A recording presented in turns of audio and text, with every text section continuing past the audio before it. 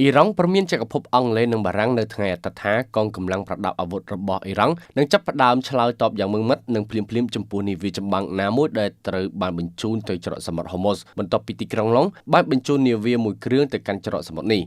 បើយោងតាមសារព័ត៌មានមជ្ឈមបូព៌ា Middle SI ផ្សាយកាលពីថ្ងៃទី10ខែឧសភាឆ្នាំ2026អនុរដ្ឋមន្ត្រីការបរទេសអ៊ីរ៉ង់លោក Ghazem Garibabadi បង្ហោះសារនៅលើបណ្ដាញសង្គមថាយើងសូមរំលឹកពួកគេបារាំងនិងអង់គ្លេសថាទាំងក្នុងសម័យសង្គ្រាមនិងសម័យសន្តិភាពមានតែសាធារណរដ្ឋអ៊ីរ៉ង់ប៉ុណ្ណោះដែលអាចបង្កើតសន្តិសុខនៅក្នុងច្រកសមុទ្រនេះបានហើយយើងនឹងមិនអនុញ្ញាតឲ្យប្រទេសណាមួយជ្រៀតជ្រែកក្នុងបញ្ហានោះទេគូបញ្ជាក់ថាចក្រភពអង់គ្លេសនិងបារាំងកំពុងដឹកនាំកិច្ចខិតខំប្រឹងប្រែងដើម្បីបង្កើតសម្ព័ន្ធភាពអន្តរជាតិក្នុងការធានាថាច្រកសមុទ្រហូម៉ូសមានសុវត្ថិភាពក្រសួងការពារជាតិអង់គ្លេសបានប្រកាសកាលពីថ្ងៃសៅរ៍ថាខ្លួននឹងបញ្ជូននាវាពិឃាតមួយគ្រឿងទៅកាន់មជ្ឈមបូព៌ាដោយអះអាងថានាវានោះនឹងពង្រឹងទំនុកចិត្តក្នុងចំណោមការដឹកជញ្ជូនពាណិជ្ជកម្មនិងគាំទ្រដល់កិច្ចខិតខំប្រឹងប្រែងបោះសម្អាតមីនពេលអរិភាពបញ្ចប់អ្នកនាំពាក្យក្រសួងការពារជាតិអង់គ្លេសប្រាប់ AFP ថាការដាក់ពង្រាយនាវាចម្បាំង HMS Dragon គឺជាផ្នែកមួយនៃការធ្វើផែនការប្រកបដោយប្រុងប្រយ័ត្នដែលនឹងធានាថាចក្រភពអង់គ្លេសបានត្រៀមខ្លួនរួចជាស្រេចក្នុងនាមជាផ្នែកមួយនៃសម្ព័ន្ធភាពពហុជាតិសាសន៍ដឹកនាំរួមគ្នាដោយចក្រភពអង់គ្លេសនិងបារាំងដើម្បីធានាសុវត្ថិភាពច្រកសមុទ្រហូម៉ូសពេលមានលក្ខខណ្ឌដែលត្រូវអនុញ្ញាតយ៉ាងណាជុំវិញបញ្ហានេះប្រធានាធិបតីបារាំងលោក Emmanuel Macron បញ្ជាក់កាលពីថ្ងៃអាទិត្យថាប្រទេសបារាំងមិនដែលគិតទុកជាមុនពីការដាក់ពង្រាយកងទ័ពជើងទឹកនៅច្រកសមុទ្រហូម៉ូសទេប៉ុន្តែផ្ទុយទៅវិញវាគឺជាបេសកកម្មសន្តិសុខដែលនឹងត្រូវបានសម្របសម្រួលជាមួយអ៊ីរ៉ង់ទីបំផុតអ៊ីរ៉ង់បានឆ្លើយតបឲ្យចំពោះសំណើសន្តិភាពរបស់លោកដូណាល់ត្រាំដោយទីក្រុងតេហេរ៉ង់ដាក់លក្ខខណ្ឌ8ចំណុចទៅវិញប៉ុន្តែប្រធានាធិបតីអាមេរិកច្រានចោទថាមិនអាចទទួលយកបានឡើយសារព័ត៌មានរដ្ឋអ៊ីរ៉ង់ Tasnim កាលពីថ្ងៃអាទិត្យទី10ខែឧសភាបានដកស្រង់ប្រភពពីរដ្ឋាភិបាលទីក្រុងតេហេរ៉ង់ដែលបញ្ជាក់លក្ខខណ្ឌដើម្បីបញ្ចប់សង្គ្រាមលក្ខខណ្ឌទាំង8ចំណុចមានដូចជា 1. បញ្ចប់សង្គ្រាមជាបន្ទាន់ 2. ធានាថាអ៊ីរ៉ង់នឹងមិនរងការវាយប្រហារម្ដងទៀត 3. ដកទណ្ឌកម្មរបស់សហរដ្ឋអាមេរិកចេញ 4. បញ្ចប់ការប្រយុទ្ធគ្នានៅគ្រប់សមរភូមិ 5. អ៊ីរ៉ង់ត្រូវគ្រប់គ្រងច្រកសមុទ្រហូម៉ូស 6. កងទ័ពជើងទឹកអាមេរិកត្រូវបញ្ចប់ការបិទគប់ផ្លូវទឹក 7. លុបចោលទណ្ឌកម្មរបស់អាមេរិកលើវិស័យប្រេងក្នុងរយៈពេល30ថ្ងៃនិងចំណុចទី8គឺទ្រព្យសម្បត្តិរបស់អ៊ីរ៉ង់ដែលបង្កក់ត្រូវបញ្ចេញមកវិញយ៉ាងណាក្តីជុំវិញលក្ខខណ្ឌទាំងនេះត្រូវបានលោកត្រាំបដិសេធភ្លាមៗដោយប្រកាសថាមិនអាចទទួលយកបានទាំងស្រុងក្នុងសារបង្ហោះលើបណ្ដាញសង្គម Truth Social កាលពីថ្ងៃអាទិត្យដូចគ្នានោះប្រមុខសេតវិមានអះអាងថាខ្ញុំទើបតែអានការឆ្លើយតបពីអ្នកដែលហៅថាតំណាងរបស់អ៊ីរ៉ង់ខ្ញុំមិនចូលចិត្តទេគឺមិនអាចទទួលយកបានទាំងស្រុងតែម្ដងកាលពីសប្តាហ៍មុនអាមេរិកបានបញ្ជូនសំណើសន្តិភាព14ចំណុចទៅអ៊ីរ៉ង់ប៉ុន្តែក្នុងសំណើនោះឬគេហៅថា MOU ត្រូវបានគេមើលឃើញថាមាន3ចំណុចដែលសំខាន់ជាងគេ3ចំណុចធំនោះរួមមានបើកច្រកសមុទ្រហូម៉ូសឡើងវិញសម្រាប់ចរាចរណ៍កប៉ាល់ដឹកជញ្ជូនព្រមជាមួយការដកចេញនៅការបិទគប់ផ្លូវទឹកដោយសហរដ្ឋអាមេរិកអ៊ីរ៉ង់នឹងយល់ព្រមលើការផ្អាកចម្រាញ់អ៊ុយរ៉ាញ៉ូមជាបណ្ដោះអាសន្នទំនងជាក្នុងរយៈពេលពី12ទៅ15ឆ្នាំនិងពង្រឹងការត្រួតពិនិត្យពីសំណាក់អង្គការសហប្រជាជាតិការដកទណ្ឌកម្មចេញជាដំណាក់កាលនឹងបញ្ចេញថវិការាប់ពាន់លានដុល្លាររបស់អ៊ីរ៉ង់ដែលត្រូវបានបង្កក់ទុកយ៉ាងណាក្តីប្រធានាធិបតីអាមេរិកដូណាល់ត្រាំព្រមមានរួចហើយថាបើអ៊ីរ៉ង់មិនព្រមចុះកិច្ចព្រមព្រៀងសន្តិភាពទេពួកគេនឹងត្រូវរងការវាយប្រហារធ្ងន់ធ្ងរនិងសាហាវជាងនេះទៅទៀតអ៊ីស្រាអែលបានបង្កើតពយោធាសម្ងាត់មួយនៅវាលខ្សាច់អ៊ីរ៉ាក់ដើម្បីគ្រប់គ្រងយុទ្ធនាការផ្លូវអាកាសរបស់ខ្លួនប្រឆាំងនឹងកងទ័ពអ៊ីរ៉ាក់ទៀតផងដែលគេបានមើលឃើញនៅដើមនៃសង្គ្រាមសហរដ្ឋអាមេរិកអ៊ីស្រាអែលលើអ៊ីរ៉ង់នេះបញ្យល់ទៅតាមប្រភពមន្ត្រីអាមេរិកដែលបានឲ្យដឹងប្រាប់ទៅកាន់សារព័ត៌មាន The Wall Street Journalបន្តែប៉ុណ្ណោះប្រជាជននៅអ៊ីរ៉ាក់បានប្រាប់ឲ្យដឹងថាអ៊ីស្រាអែលបានសាងសង់មូលដ្ឋាននេះជាជំរករបស់កងកម្លាំងពិសេសនិងបានបម្រើការជាបញ្ចប់ដូរភស្តុភារសម្រាប់កងទ័ពអាកាសអ៊ីស្រាអែលមុនពេលសង្គ្រាមចាប់ផ្ដើមជាមួយនឹងសហរដ្ឋអាមេរិកក្រុមស្វែងរកនិងជួយសង្គ្រោះត្រូវបានយកមកពង្រាយនៅទីនេះក្នុងករណីដែលអាកាសយានិកអ៊ីស្រាអែលត្រូវបានបាញ់ទម្លាក់គ្មាននរណាម្នាក់ត្រូវបានបាញ់ទម្លាក់នោះទេនៅក្នុងអំឡុងនៃសង្គ្រាមតែយ៉ាងណាមិញនៅពេលដែលយន្តហោះចម្បាំង F-15 របស់អាមេរិកត្រូវបានបាញ់ធ្លាក់នៅជិតនឹងទីក្រុងអ៊ីហ្វាហានប្រទេសអ៊ីរ៉ង់អ៊ីស្រាអែលបានស្នើសុំជំនួយប៉ុន្តែកងកម្លាំងអាមេរិកបានជួយសង្គ្រោះអ្នកបើកយន្តហោះ2នាក់នោះដោយខ្លួនឯងនេះបើតាមប្រភពរបស់មន្ត្រីអាមេរិកដដែល អ៊ីស្រាអែលបានអនុវត្តនៅក្នុងការវាយប្រហារតាមអាកាសដើម្បីជួយការពារប្រតិបត្តិការរបស់ខ្លួនមូលដ្ឋានទ័ពអ៊ីស្រាអែលស្ទើរតែត្រូវបានគេមើលឃើញនៅក្នុងដើមខែមីនាដោយប្រព័ន្ធផ្សព្វផ្សាយរដ្ឋអ៊ីរ៉ង់បានឲ្យដឹងថាមានក្មេងគង់វាជាម្នាក់បានរាយការណ៍ពីសកម្មភាពយោធាដ៏មិនប្រក្រតីមួយនៅក្នុងតំបន់ដោយគេមើលឃើញនៅការហោះហើរឧទ្ធម្ភាគចក្រហើយយោធាអ៊ីរ៉ាក់បានបញ្ជូនកងទ័ពទៅស៊ើបអង្កេតភ្លាមៗនោះអ៊ីស្រាអែលបានរារាំងមិនឲ្យពួកគេចូលស៊ើបអង្កេតបាននោះទេតាមរយៈការវាយប្រហារតាមអាកាសពីប្រភពបុគ្គលដែលបញ្ជាក់អំពីរឿងនេះយោធាអ៊ីស្រាអែលបានបដិសេធយ៉ាងណាមិញមិនធ្វើអត្ថាធិប្បាយនោះទេដោយរដ្ឋាភិបាលអ៊ីរ៉ាក់នៅពេលនេះបានថ្កោលទោសការវាយប្រហារដែលបណ្ដាលឲ្យទាហានអ៊ីរ៉ាក់ម្នាក់ស្លាប់ឧត្តមសេនីយ៍ឯកអាមូហាម៉ាត់ដាវីអនុប្រធានបញ្ជាការប្រតិបត្តិការរួមដែលជាស្ថាប័នសន្តិសុខកណ្ដាលរបស់អ៊ីរ៉ាក់បានប្រាប់នៅក្នុងប្រព័ន្ធផ្សព្វផ្សាយរដ្ឋអ៊ីរ៉ាក់ថាប្រតិបត្តិការដ៏ធ្វេសប្រហែសនេះបានអនុវត្តដោយគ្មានការសម្របសម្រួលនិងការយល់ព្រមនៅក្នុងពាក្យបណ្ដឹងមួយដែលដាក់ជូនទៅកាន់អង្គការសហប្រជាជាតិនៅចុងខែមីនាអ៊ីរ៉ាក់បានឲ្យដឹងថាការវាយប្រហារនេះពាក់ព័ន្ធនឹងកងកម្លាំងបរទេសនិងការវាយប្រហារតាមអាកាសដែលសន្មតថាជាស្នាដៃរបស់សហរដ្ឋអាមេរិកសហរដ្ឋអាមេរិកមិនបានជាប់ពាក់ព័ន្ធនឹងការវាយប្រហារនេះនោះទេបើតាមប្រភពរបស់មន្ត្រីដែលបានលើកឡើងសមមិនបញ្ចេញឈ្មោះដដែលការប៉ះទង្គិចគ្នានេះត្រូវបានរាយការណ៍នៅក្នុងប្រព័ន្ធផ្សព្វផ្សាយអ៊ីរ៉ាក់និងអារ៉ាប់ហើយបង្កើតឲ្យមានការសង្ស័យអំពីអត្តសញ្ញាណនៃយុទ្ធជនបន្ទាប់ពីរាយការណ៍ដំបូងដោយអ្នកគង្វាលជាមទាហានអ៊ីរ៉ាក់បានចេញដំណើរដោយរថយន្ត Humvee ហើយបើកបរនៅពេលព្រឹកព្រលឹមឆ្ពោះទៅកាន់កន្លែងនោះមូហាម៉ាត់ដាវីលើកឡើងថាក្រុមនេះបានរងការវាយប្រហារយ៉ាងខ្លាំងដោយសម្លាប់ទាហានម្នាក់និងរបួស2នាក់ផ្សេងទៀតអាញាធរអ៊ីរ៉ាក់ក៏បញ្ជូនអង្គភាពពីរបន្ថែមទៀតពីសេវាប្រឆាំងភេរវកម្មរបស់ប្រទេសដែលដើរតួនាទីយ៉ាងសំខាន់នៅក្នុងការប្រយុទ្ធរបស់អ៊ីរ៉ាក់ជាមួយនឹងរដ្ឋអ៊ីស្លាមដែលចូលរួមនៅក្នុងការស្វែងរកតំបន់នោះអាញាធរបានបង្ហាញភស្តុតាងដែលបង្ហាញថាកងកម្លាំងយោធាមានវត្តមាននៅក្នុងតំបន់មូហាម៉ាត់ដាវីបានប្រាប់ប្រព័ន្ធផ្សព្វផ្សាយរដ្ឋថាអ្វីដែលមើលទៅវាដូចជាកម្លាំងជាក់លាក់មួយនៅពេលដែលមុនវាប្រហារលើដីគោកដោយមានការគ្រប់គ្រងពីលើអាកាសកំពុងធ្វើប្រតិបត្តិការហួសពីសមត្ថភាពរបស់អង្គភាពយើ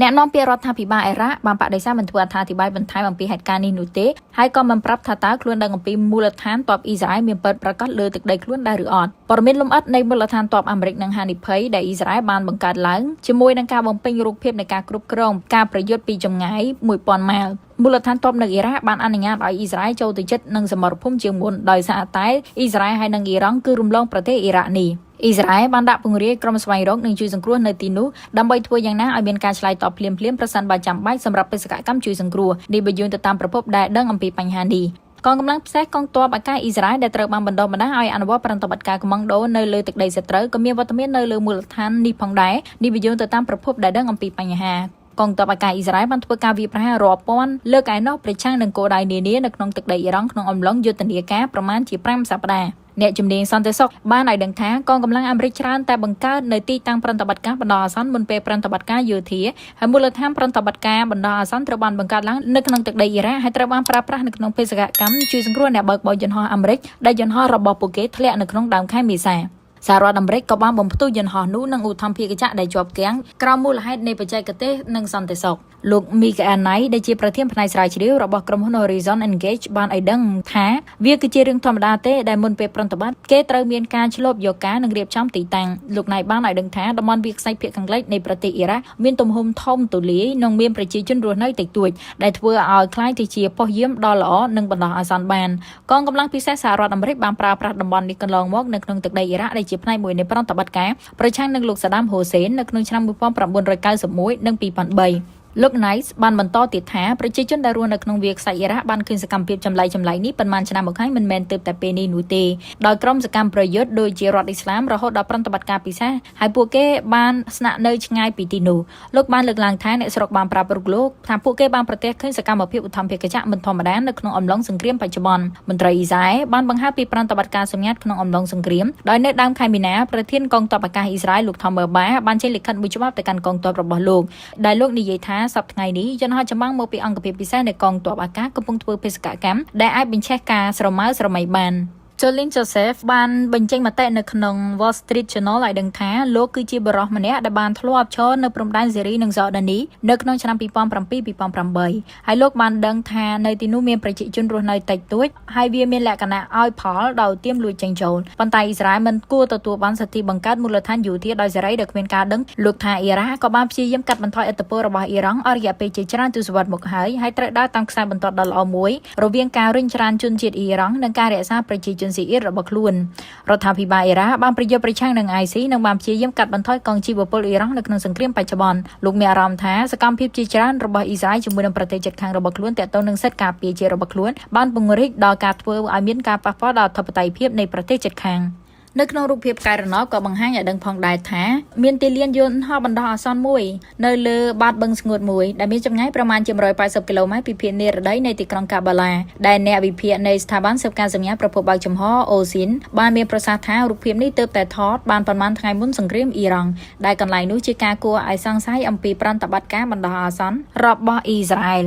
អ៊ីរ៉ាក់ស្ថិតនៅទីតាំងសំខាន់មួយរវាងប្រទេសយ៉ូដានីនិងអ៊ីរ៉ង់ហើយត្រូវបានអូសទាញចូលទៅក្នុងសង្គ្រាមអ៊ីរ៉ង់ផងដែរដោយការវាយប្រហារនៃភាគីទាំងពីរប៉ះពាល់ចូលដល់ទឹកដីរបស់ខ្លួនប្រទេសនេះយ៉ាងណាមិញនោះបានព្យាយាមនៅក្នុងការដើរខ្សែតឹងរឹងរវាងទំនាក់ទំនងខ្លួនជាមួយនឹងក្រុងតេហឺរ៉ង់ផងជាមួយនឹងវ៉ាស៊ីនតោនផងដោយដំណើរលើយ៉ាងណាឲ្យមានតុល្យភាពតែសហរដ្ឋអាមេរិកជាយូរណាស់មកហើយមកទល់ពេលនេះនៅតែបន្តទាមទារឲ្យទីក្រុងបាដានដកហូតអាវុធពីក្រុមដែលមានឥទ្ធិពលដែលគ្រប់គ្រងដោយអ៊ីរ៉ង់ដែលសហរដ្ឋអាមេរិកចាត់ទុកថាជាអង្គការភេរវកម្មនិងចេះនៅឥទ្ធិពលអាក្រក់មកដល់ប្រទេសអ៊ីរ៉ាក់ក្នុងអំឡុងសង្គ្រាមក្រុមទាំងនោះបានកំណត់គោលដៅលើផលប្រយោជន៍របស់អាមេរិកនៅក្នុងទឹកដីអ៊ីរ៉ាក់រួមទាំងស្ថានទូតអាមេរិកនៅទីក្រុងបាដានទីតាំងភស្តុភារអាកាសយានដ្ឋានរដ្ឋធានីនិងវាលប្រេងដែលដំណើរការដោយក្រុមហ៊ុនបរទេសកងកម្លាំងអាមេរិកយ៉ាងណាមិញនោះបានវាយប្រហារទីតាំងនៅមូលដ្ឋានរបស់ក្រុមអស់ទាំងនោះដើម្បីឆ្លើយតបនឹងការសម្លាប់យុទ្ធជនរាប់សិបនាក់របស់ខ្លួនសង្គ្រាមនៅអ៊ីរ៉ង់នៅតែរងចាំផ្ទុះម្ដងទៀតប៉ុណ្ណោះគណៈប្រធានាធិបតីសហរដ្ឋអាមេរិកលោកដូណាល់ត្រាំទាត់ចោលទាំងស្រុងសំណើសន្តិភាពរបស់អ៊ីរ៉ង់ដែលសហរដ្ឋអាមេរិកមិនអាចទទួលយកបានយោងតាមការចុះផ្សាយដោយសារព័ត៌មានអ៊ីរ៉ង់ International សារព័ត៌មានជាច្រើនទៀតរបស់សហរដ្ឋអាមេរិកចុះផ្សាយនៅថ្ងៃទី11ឧសភានេះបានដឹងថាប្រធានាធិបតីសហរដ្ឋអាមេរិកលោកដូណាល់ត្រាំបានទាត់ចោលការឆ្លើយតបរបស់អ៊ីរ៉ង់ដែលលាលាក់ជាអសរសំណើរបស់ប្រទេសនៅតំបន់មជ្ឈមបូព៌ាមួយនេះសម្រាប់បន្តកិច្ចចរចាសន្តិភាពនិងទៅរកការបញ្ចប់សង្គ្រាមទីក្រុងវ៉ាស៊ីនតោនចាត់ទុកថាมันអាចទទួលយកបានទាំងស្រុងនោះទេនៅអ្វីដែលហៅថាសំណើមានលក្ខខណ្ឌគឺអាមេរិកមិនចាត់ទុកថាជាសំណើសន្តិភាពនោះទេប្រព័ន្ធផ្សព្វផ្សាយរដ្ឋរបស់អ៊ីរ៉ង់បានឲ្យដឹងថារបបទីក្រុងតេហឺរ៉ង់បានឆ្លើយតបទៅនឹងសំណើមួយរបស់សហរដ្ឋអាមេរិកហើយជាមួយនឹងការដែលទីក្រុងតេហឺរ៉ង់ដាក់លក្ខខណ្ឌបញ្ចប់សង្គ្រាមនៅគ្រប់សមរភូមិទាំងអស់នៅទូទាំងតំបន់មជ្ឈមបូព៌ាដែលក្នុងនោះរាប់ទាំងប្រទេសលីបង់រាប់ទាំងសមរភូមិនៅក្នុងទឹកដីនៃប្រទេសលីបង់ដែលហែកហួរដោយសង្គ្រាមពីសំណាក់ប្រទេសអ៊ីស្រាអែលនិងធានាសុវត្ថិភាពការធ្វើនាវាចរឆ្លងកាត់ច្រកសមុទ្រហុំបោះដែលមិនស្ថិតនៅក្រោមការរាំងខ្ទប់ពីសហរដ្ឋអាមេរិកទៀតនោះទេតែសំណើនោះគឺនៅតែទាមទារតាច្រកសមុទ្រហុំបោះនៅតែស្ថិតនៅក្នុងការគ្រប់គ្រងរបស់អ៊ីរ៉ង់នៅក្នុងការបង្ហោះមួយនៅលើបណ្ដាញទំនាក់ទំនង Truth Social របស់លោកដូណាល់ត្រាំបានទាត់ចោលការទាមទាររបស់អ៊ីរ៉ង់នេះដែលមិនឆ្លើយតបនឹងលក្ខខណ្ឌរបស់អាមេរិកនោះសម្លេងរបស់លោកដូណាល់ត្រាំបានសរសេរដូចនេះថាខ្ញុំទើបតែទទួលបានចម្លើយពីក្រុមតំណាងរបស់អ៊ីរ៉ង់តែពិតខ្ញុំមិនពេញចិត្តចម្លើយនេះទេខ្ញុំសម្រេចចិត្តថាមិនទទួលយកចម្លើយនេះទេគឺមិនអាចទទួលយកបានទាំងស្រុងយោងតាមការចុះផ្សាយរបស់បណ្ដាញផ្សាយព័ត៌មានអ៊ីរ៉ង់ដែលគ្រប់គ្រងដោយរដ្ឋាភិបាលឲ្យដឹងថាសំណើសន្តិភាពរបស់អ៊ីរ៉ង់ក្នុងនោះក៏មានរាប់បញ្ចូលផងដែរនៅការទាមទារសំណងខូចខាតដោយសារសង្គ្រាមរបស់អ៊ីស្រាអែលនិងសហរដ្ឋអាមេរិកនេះហើយនៅតែបញ្ជាក់ថាអធិបតេយ្យភាពរបស់អ៊ីរ៉ង់គឺគ្របដណ្ដប់លើច្រកសមុទ្រហុំបោះហើយបើគ្របដណ្ដប់លើច្រកសមុទ្រហុំបោះមានន័យថាអ៊ីរ៉ង់នៅតែមានសិទ្ធិគ្រប់គ្រងច្រកសមុទ្រហុំបោះសហរដ្ឋអាមេរិកអត់មានសិទ្ធិក្នុងការបិទគប់ច្រកសមុទ្រហុំបោះនោះទេហើយធានាថាអ៊ីរ៉ង់មិនរងការវាយប្រហារសាជាថ្មីម្ដងទៀតនោះទេមានទេការដាក់ទណ្ឌកម្មសេដ្ឋកិច្ចជាថ្មីម្ដងទៀតនោះទេលោកចៅបំរាមការហុំព័ទ្ធព្រិញរបស់អ៊ីរ៉ង់ដែលលក់ទៅក្រៅប្រទេសទាំងអស់បញ្ឈប់នៅសង្គ្រាមរបស់ប្រទេសមួយដែលឈ្លានពានប្រទេសជិតខាងរបស់ខ្លួនគឺបញ្ឈប់ទាំងអស់សន្តិភាពត្រូវមានពេញលេញសម្រាប់តំបន់មជ្ឈមបូព៌ាសំណើរបស់អ៊ីរ៉ង់ជូនទៅសហរដ្ឋអាមេរិកហាក់ដូចជាពុំពន្លិចនៅលក្ខខណ្ឌរបស់អាមេរិកដែលដាក់លក្ខខណ្ឌអ៊ីរ៉ង់បញ្ចប់មហិច្ឆតាកម្មវិធីអាវុធនុយក្លេអ៊ែរប្រគល់សារធាតុអូរ៉េញ៉ូមទៅឲ្យសហរដ្ឋអាមេរិកទាំងអស់និងអ៊ីរ៉ង់អត់មានសិទ្ធិគ្រប់គ្រងច្រកសមុទ្រហុំបោះអ៊ីរ៉ង់បញ្ឈប់សកម្មភាពនៅពីក្រោយពួកសកម្មប្រយុទ្ធទាំងអស់នៅតំបន់មជ្ឈមបូព៌ាលក្ខខណ្ឌរបស់អាមេរិកនេះហើយដែលអ៊ីរ៉ង់មិនឆ្លើយតបបែរជាដាក់លក្ខខណ្ឌត្រឡប់ទៅវិញ ធ្វើឲ្យលោក Donald Trump មិនអាចទទួលយកបានដូចទីឥឡូវនេះវានៅសល់ពេលដែរភាគីទាំងពីររត់ទៅរកសង្គ្រាមជាថ្មីម្ដងទៀតតែប៉ុណ្ណោះជាពិសេសលោក Donald Trump បានព្រមានហៅថាដំណាក់កាលនៃការផ្ទុះសង្គ្រាមវាយប្រហារអ៊ីរ៉ង់ឡើងវិញគឺអាស្រ័យទៅលើអ៊ីរ៉ង់ខ្លួនឯងដូចទីថាតើព្រមតាមលក្ខខណ្ឌរបស់អាមេរិកដែរឬទីឥឡូវនេះអ៊ីរ៉ង់អត់ព្រមដូចទីវាដល់ពេលដែរអាមេរិកត្រូវវាយប្រហារអ៊ីរ៉ង់ជាថ្មីម្ដងទៀតចំណែកឯអ៊ីស្រាអែលនៅវិញគឺរងចាំតែសញ្ញាភ្លើងឃីវពីសហរដ្ឋអាមេរិកគឺបើកការវាយប្រហារទៅលើអ៊ីរ៉ង់ជាថ្មីម្ដងទៀតនាយករដ្ឋមន្ត្រីអ៊ីស្រាអែលបានប្រកាសឲ្យថាអ៊ីស្រាអែលបានត្រៀមយន្តហោះចម្បាំងដាក់បំពាក់គ្រាប់បែកបំពាក់មីស៊ីលទៅឲ្យយន្តហោះចម្បាំងរួចរាល់អស់ហើយឲ្យតែអាមេរិកបើកសញ្ញាភ្លាមគឺវាយអ៊ីរ៉ង់ជាថ្មីម្ដងទៀតតែជាមួយគ្នានេះយោងតាមប្រព័ន្ធផ្សព្វផ្សាយរបស់អ៊ីរ៉ង់ជាផ្លូវការឲ្យដឹងថាអគ្គមេបញ្ជាការរួមនៃកងកម្លាំងប្រដាប់អាវុធអ៊ីរ៉ង់បានទៅជួបពិភាក្សាជាមួយនឹងមេរណមកម្ពុជាមូថាបាខាមីណៃដែលកំពុងព្យាបាលរបួសនៅពេលនោះមេរណមកម្ពុជាមូថាបាត្រូវឲ្យដឹងថាបានចេញគោលការណ៍ណែនាំថ្មីសម្រាប់ប្រតិបត្តិការយោធានិងការប្រជុំមុខយ៉ាងម៉ឺងម៉ាត់ជាមួយនឹងសត្រូវរបស់ខ្លួនគឺសហរដ្ឋអាមេរិកនិងអ៊ីស្រាអែលទីភ្នាក់ងារសារព័ត៌មានរបស់អ៊ីរ៉ង់មូតាហ្វាបានដឹងថាអាលីអាល់ឌុលឡាហ៊ីដែលជាមេបញ្ជាការនៃទីបញ្ជាការកណ្ដាលកងទ័ពអ៊ីរ៉ង់បានធ្វើសេចក្តីរាយការណ៍ជូនទៅមូថាបាខាមីណៃអំពីអ្វីដែលគេហៅថាត្រៀមដើម្បីសង្គ្រាមជាថ្មីម្ដងទៀតជាមួយសហរដ្ឋអាមេរិកបើតាមមេបញ្ជាការរួមកងទ័ពអ៊ីរ៉ង់រូបនេះកងកម្លាំងប្រដាប់អាវុធរបស់អ៊ីរ៉ង់បានត្រៀមរួចជាស្រេចហើយដើម្បីទប់ទល់នឹងការធ្វើសកម្មភាពយោធាជាថ្មីម្ដងទៀតរបស់សត្រូវអ៊ីរ៉ង់គឺសហរដ្ឋអាមេរិកនិងអ៊ីស្រាអែលហើយថាប្រសិនបើសត្រូវពីរនេះហ៊ានធ្វើអ្វីមួយខុសម្ដងទៀតគឺអ៊ីរ៉ង់នឹងឆ្លើយតបយ៉ាងលឿនរហ័សធ្ងន់ធ្ងរនិងដាច់អហង្ការបំផុតគឺមិនអនុញ្ញាតឲ្យសត្រូវពីប្រទេសនេះឈ្លានពានអ៊ីរ៉ង់ម្ដងទៀតបានដូចទីប៉ុន្តែអ្វីដែលជាការឆ្ងល់ថាតើមូតាបាខាមីណៃសុខភាពរបស់គាត់ល្អប្រសើរហើយឬ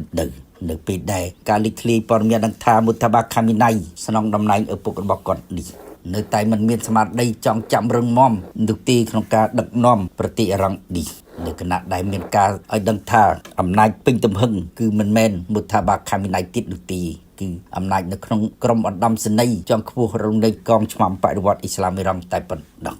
តើសង្គ្រាមឬមិនសង្គ្រាមវាអាស្រ័យទៅលើពួកឧត្តមសេនីយ៍កងឆ្មាំបដិវត្តអ៊ីស្លាមអ៊ីរ៉ង់តែប៉ុណ្ណោះដូច្នេះហើយបានជាទីភ្នាក់ងារសារព័ត៌មាន Azon From Fresh ចុះផ្សាយថាកងកម្លាំងនៃកងឆ្មាំបដិវត្តអ៊ីស្លាមអ៊ីរ៉ង់បានចេញសារគម្រាមថានឹងបើកការវាយប្រហារលើទីតាំងយោធារបស់សហរដ្ឋអាមេរិកនៅទូទាំងតំបន់មជ្ឈិមបូព៌ាឲ្យតែអាមេរិកនិងអ៊ីស្រាអែលជ្រុលជ្រុះវាយប្រហារទៅលើអ៊ីរ៉ង់ជាថ្មីម្ដងទៀតនោះ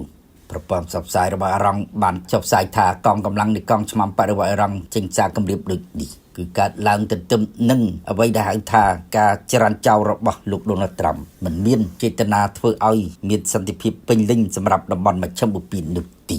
សេចក្តីថ្លែងការណ៍របស់កងឆ្មាំបដិវត្តអ៊ីស្លាមអ៊ីរ៉ង់បញ្ជាក់ថាការវាយប្រហារណាមួយនៅលើកប៉ាល់ដឹកប្រេងឬកប៉ាល់ពាណិជ្ជកម្មរបស់អ៊ីរ៉ង់ជាថ្មីម្ដងទៀតបើអាមេរិកហ៊ានទៅវាយប្រហារនោះគឺអ៊ីរ៉ង់ប្រហែលជាមិនអត់ឱនដូចទីត្រូវតែបើកការវាយប្រហារភ្លាមទៅលើគោលដៅនិងផលប្រយោជន៍អាមេរិកគឺទូទាំងតំបន់មជ្ឈិមបូព៌ាតែម្ដងហើយថានាវារបស់សត្រូវទាំងនាវាចម្បាំងក្តីនាវាមិនមែនចម្បាំងក្តីវាត្រូវតែបាញ់ពន្លិចយ៉ាងណាគេនៅរងចាំថាតើសង្គ្រាមអាចនឹងផ្ទុះឬក៏មិនផ្ទុះម្ដងទៀតប្រហែលជារងចាំភាពជាក់លាក់ណាមួយនៃការធ្វើសេចក្តីសម្រេចចិត្តរបស់សហរដ្ឋអាមេរិកគឺលោក Donald Trump ព្រោះថាអ៊ីស្រាអែលកំពុងតែរងចាំភ្លើងឃ្យូរបស់លោក Donald Trump ផងដែរប៉ុន្តែជាមួយគ្នានេះលោក Donald Trump ត្រូវទៅកាន់ទីក្រុងប៉េកាំងដើម្បីជួបសមាភិកីចិន Xi Jinping ហើយពេលនោះអាចនឹងដឹងថាលោក Trumpធ្វើតាមសំណើរបស់លោកស៊ីជីនភីងដែរឬទេដើម្បីបញ្ចប់សង្គ្រាមរបស់អាមេរិកនៅអ៊ីរ៉ង់នេះ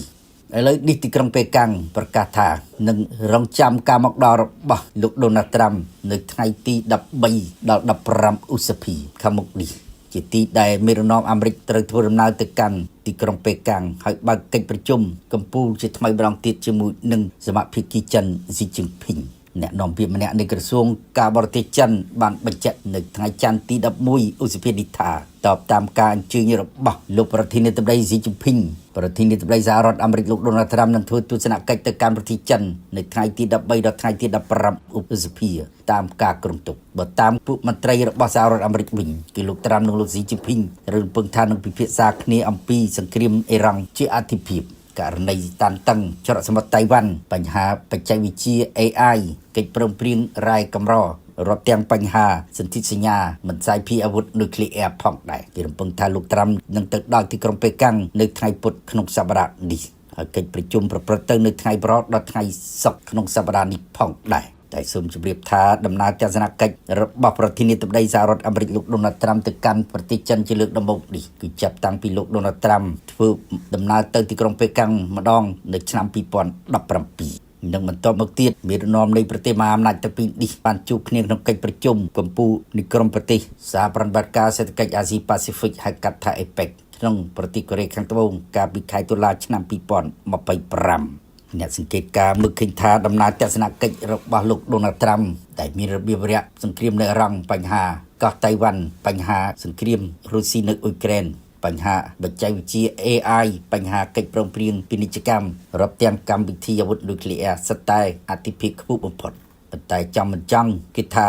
លោកស៊ីជីភីងនឹងទាមទារឲ្យលោកដូណាល់ត្រាំឆាប់បិទបញ្ចប់សង្គ្រាមនៅអ៊ីរ៉ង់តែលោកដូណាល់ត្រាំធ្វើតាមសំណើឬក៏សម្ពាធរបស់លោកស៊ីជីភីងដែរឬទីនៅពេលដែលអាមេរិកនៅតែចង់ដើរដល់គោលដៅរបស់ខ្លួនដើម្បីប្រកាសជ័យជំនះទៅលើអ៊ីរ៉ង់នោះគឺការចូលទៅរឹបអូសសារធាតុអ៊ុយរ៉ាញ៉ូមនេះសារធាតុផលិតក្បាលគ្រាប់នុយក្លេអ៊ែរពីប្រទេសអ៊ីរ៉ង់និងលក្ខខណ្ឌដែលអ៊ីរ៉ង់មិនត្រូវមានអាវុធនុយក្លេអ៊ែរដាច់ខាតតើអ៊ីរ៉ង់ធ្វើតាមអាមេរិកដែរឬទីគេថាអ៊ីរ៉ង់មានខ្នងបង្អែកដ៏ខ្លាំងបំផុតទប់ទល់ជាមួយសហរដ្ឋអាមេរិកផ្នែកយុទ្ធសាស្ត្រសង្គ្រាមនិងការទូតមានតែប្រទេសចិននិងរុស្ស៊ីតែប៉ុណ្ណោះយ៉ាងណាពិភពលោកនៅតែរងចាំមើលផ្ការីកនៃសង្គ្រាមអ៊ីរ៉ង់ជាថ្មីម្ដងទៀតតើអ៊ីស្រាអែលនឹងបើកប្រតិបត្តិការខ្លាំងប៉ុណ្ណាដើម្បីរុញច្រានរបបនៅទីក្រុងតេហ៍រ៉ង់នោះអ្វីដែលសំខាន់អ៊ីស្រាអែលកំពុងតែសម្លឹងមើលថាតើអាមេរិកបើកភ្លើងខៀវឲ្យខ្លួនដែរឬទីអ្នកសង្កេតការព្រមានថាការដែលសហរដ្ឋអាមេរិកទាត់ចោលលក្ខខណ្ឌរបស់អ៊ីរ៉ង់នេះហើយស្ថានភាពនៅច្រកសមុទ្រហុបមុខនឹងកាន់តែតានតឹងខ្លាំងសហរដ្ឋអាមេរិកកំពុងតែដាក់ផែនការដាច់ដង្ហើមសេដ្ឋកិច្ចរបស់អ៊ីរ៉ង់ជាមួយនឹងការឡោមព័ទ្ធច្រកសមុទ្រហុបមុខ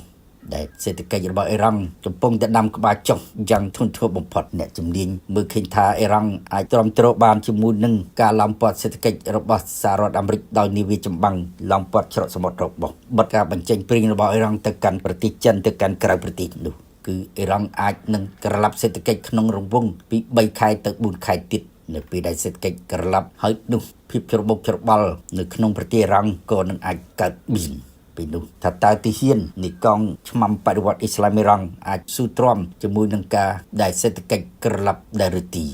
ជីវភាពគ្រួសាររបស់យុទ្ធជនទីហ៊ាននឹងមិនមានការគ្រប់គ្រងគ្រប់គ្រាន់ទៀតនោះទីគេជឿថានៅក្នុងជួរកងទ័ពនៃកងឆ្មាំបដិវត្តអ៊ីរ៉ង់ក៏ចាប់ផ្ដើមរត់ចាក់ចេញពីបន្ទាយនឹងអង្គភាពរបស់ខ្លួនផងដែរអ្នកសង្កេតការរំពឹងថាបដិវត្តផ្ការីករបស់ប្រជាជនអ៊ីរ៉ង់ដែលត្រៀមផ្ដួលរបបទឹកនររបស់ខ្លួនក៏រងចាំនៅពីនោះផងដែរ